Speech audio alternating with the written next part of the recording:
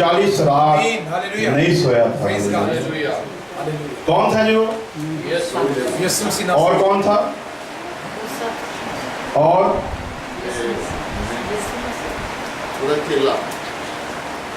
एक तो यीशु मसीह हो गया, जोशुआ, एक मूसा हो गया, और एक यहोशुआ।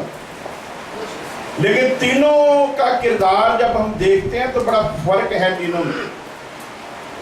यीशु मसीह तो खुदा था, तो उसके बारे में तो लिखा, तेरा राखा ना कभी उंगलावे ते तेरे रब नु नींदर भी ना।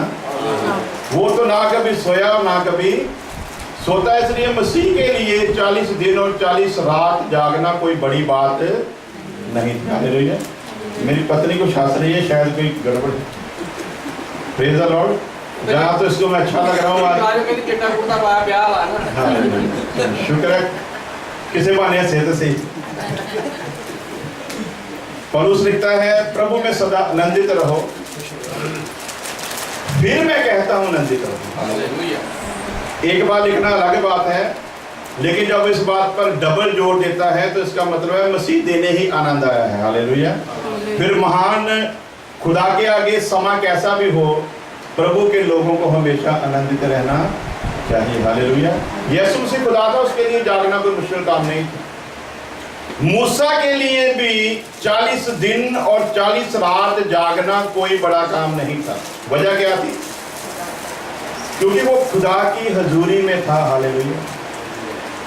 और खुदा की हजूरी में खुदा जब सामने हो तो सवाल ही पैदा नहीं होता आंखों में नींद आ जाए। लेकिन एक ऐसा शख्स है जो ना तो खुदा की हजूरी में है, ना वो मूसा है और ना ही यीशु मसीह। उसका नाम यहोशुआ है, जो मूसा का शागिर्द है, डिसाइपल। मूसा ने कहा कि तू जहां पर रुक, मैं जाता हूं, खुदावंद खुदा के साथ बात करके आता हूं। Praise the Lord. बताया नहीं कि कितना टाइम लगेगा, क्योंकि मूसा खुद भी नहीं जानता था। तू यहां रुक, मैं जाता हूं और बात करके आता हूं। और बिल्कुल, क्योंकि बाइबल लिखा है तुम मसीह के सिपाही हो। Praise the Lord. और सच्चा सिपाही अपनी ड्यूटी पर पूरी वफादारी से होता है। हालेलुया। और जो वफादार नहीं उसे गद्दार कहा जाता है। अब फैसला हमने करना है कि मसीह में हम वफादार हैं जहां गद्दार। यदि ड्यूटी पर पूरे हैं तो वफादार हैं, यदि ड्यूटी पर पूरे नहीं तो फिर दोनों में एक बात तो पक्की है हमारे लिए, जहां तो वफादार हैं जहां फिर गद्दार हैं। तो इसके बारे में और बढ़िया करके लिख दिया गया है रेवलेशन की किताब में, ना तो ठंडा है, ना तो वफादार है, ना तो पंजाबी के लिए रलिया मिलाया गया है। तो एलिया के समय में क्या लिखा गया? उसने कहा, तुम कब तक दो ख्यालों वाले बनकर लंगड़ाकर चलोगे? यदि तो खुदावंद खुदा है तो फिर उसे मानो, या फिर ब्याल खुदा है तो फिर उसे मानो। दो बातों को लेकर चलना बड़ा मुश्किल है। दो बातों को लेकर चलना बड़ा मुश्किल है। और यहोशुआ एक वफादार सिपाही, एक वफादार डिसाइपल, एक वफादार शागिर्द है। उसे बताया नहीं गया कि कब मैं आऊंगा। उसने कहा, मैं जाता हूं, खुदा से बात करके वापस आता हूं। और सिपाही की ड्यूटी जो हुक्म मिल गया उसी के मुताबिक करना है। टेररिस्ट के ज़माने में जब जम्मू कश्मीर में बहुत हालात ख़राब थे, तो वहाँ पर हमारे एक जानकार आदमी था जिसको हुक्म मिला अपने कमांडर का, वो फौज में था, कि कोई भी डबल सवारी जो है ना अगर मिले तो उसका चालान काटना है। तो वो जो भी डबल सवारी उनको मिलती थी वो चालान काट रहे थे। एक डबल सवारी मिली और जब उसका चालान काटने लगे तो उनके सामने से एक 3 आदमी थे जो निकल गए। उनको उन्होंने नहीं रोका। तो 2 सवारी वाले ड्राइवर ने फौजी से बात की कि भाई तुमने हमको रोका 2 लोगों को, वो 3 निकल गए हैं, उनको नहीं रोका। तो उसका जवाब था, हमारे साहब का हुक्म है 2 लोगों को रोकना। किनको जी? 3 के लिए हमारे पास ऑर्डर है। खुदा ने क्या कहा था जो मसाले मैं तुमको बताता हूं, जो सामग्री मैं तुम्हें बताता हूं, उससे जो तैयार की जाएगी धूप, उसे तुमने मेरे मंदिर में जलाना है। Praise the Lord. जो मैं मसाले बताऊंगा, जो मैं सामग्री बताऊंगा। तो नदाब और अबीहू दोनों भाई थे।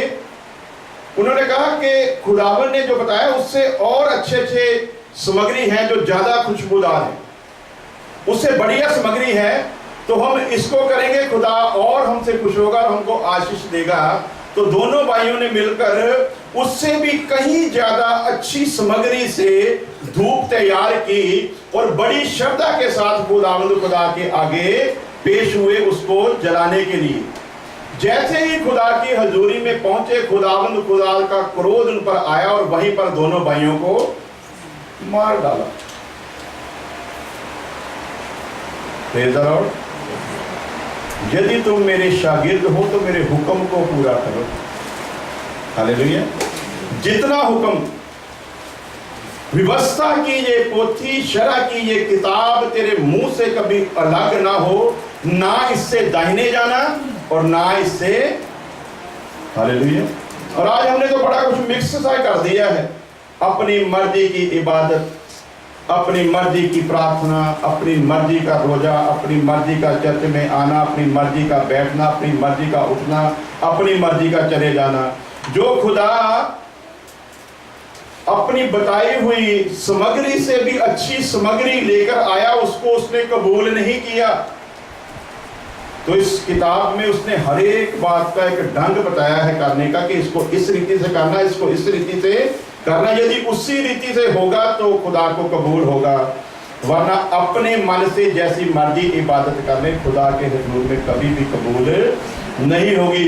दुश्मनों के खेमे में नेम का संदूक चला गया और वहां पर जाकर उसने ऐसा काम किया कि दुश्मनों के होश उड़ गए। उन्होंने कहा इनका खुदा तो यहाँ पर आकर हमारे लिए मुसीबत बन गया। उन लोगों को बुलाओ और उनको कहो कि अपने नेम के संदूक को उठाकर ले जाए, हमारे लिए ये मुसीबत है। तो लोगों को जब पता चला तो बड़ी खुशी मनाई उन्होंने कि चलो हमारे खुदा का संदूक लूट लिया गया था, अभी हम उसको वापस लेकर आते हैं। बहुत जबरदस्त तरीके से उन्होंने एक अच्छा रथ तैयार किया, बहुत जबरदस्त तरीके से, खुदा के बताए हुए हुक्म से भी कहीं ज्यादा बढ़िया तरीके से। खुदा ने कहा था 4 इंसान इसको अपने कंधों पर उठा के लेके जाएंगे। Praise the Lord. तो अब इन्होंने क्या किया, इन्होंने बहुत बढ़िया रथ बनाया, उसके आगे इन्होंने तुरियां बजाई, आगे डांस करते जा रहे हैं, खुदा के नारे लगा रहे हैं, बहुत खुशी मना रहे हैं, आगे सफाई करते जा रहे हैं और बहुत जबरदस्त जश्न हो रहा है। अचानक उस रथ का जो टायर था वो एक पत्थर के ऊपर चढ़ गया और जैसे ही वो नेम का संदूक गिरने लगा, बड़ी ही इज्जत और श्रद्धा से उन्होंने उस नेम के संदूक को गिरने से रोकने की कोशिश की। जैसे ही नेम के संदूक को हाथ लगाया, खुदा का क्रोध आया और नेम के संदूक को छूने वालों को वहीं पर मार डाला।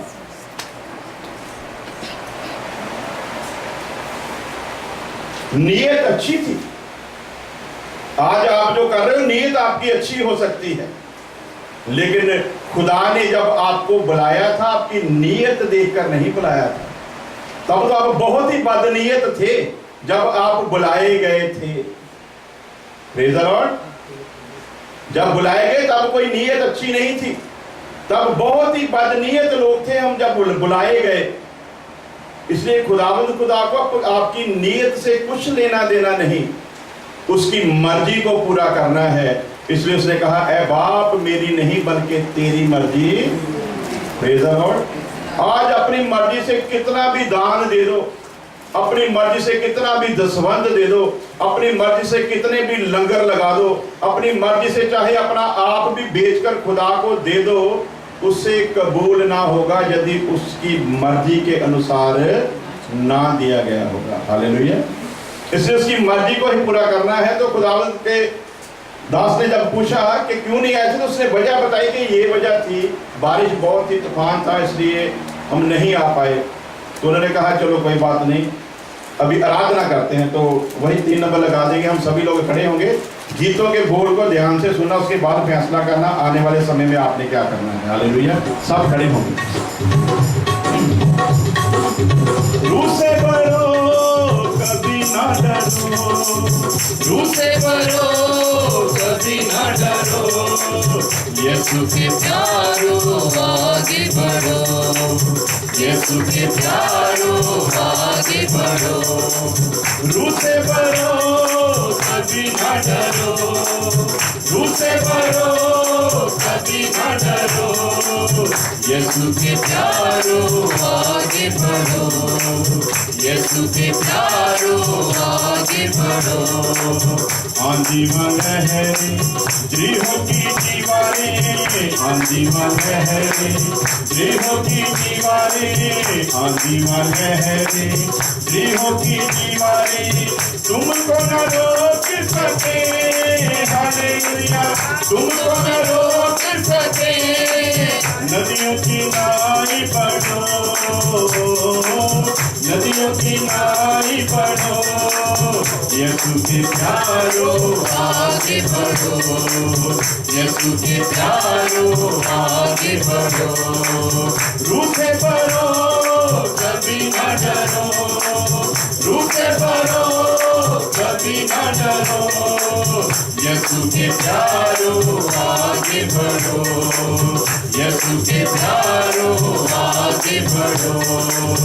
दिए जलाओ निदिया बजाओ, दिए जलाओ निदिया बजाओ, कोशिश में सुस्ती न करो। हालेलुया। कोशिश में सुस्ती न करो, ध्यान यीशु में धरो, ध्यान यीशु में धरो, यीशु के प्यारो आगे बढ़ो, यीशु के प्यारो आगे बढ़ो। आंधी में लहरें गृहों की दीवारें, आंधी में लहरें गृहों की दीवारें तुमको न रोक सके। हालेलुया। तुमको न रोक सके। नदियों की नाई बढ़ो, नदियों की नाई बढ़ो, यीशु के प्यारो आगे बढ़ो, यीशु के प्यारो आगे बढ़ो, यीशु के प्यारो आगे बढ़ो, यीशु के प्यारो आगे बढ़ो। हालेलुया। बैठिए।